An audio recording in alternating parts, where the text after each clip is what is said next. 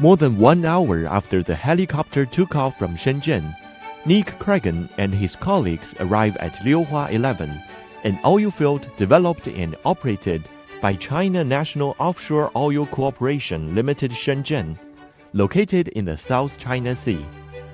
Okay, how's it going there? Kریگن is currently the only expat engineer on the Liuhua oil field, as the superintendent for the remotely operated vehicle department.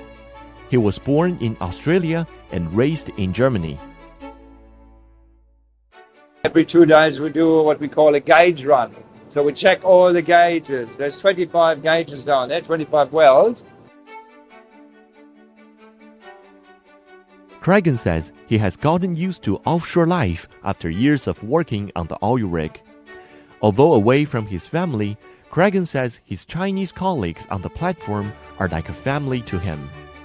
It's my second home. I'll probably spend more time actually there if you add the travel. I'll spend more time on the rig than I spend at home.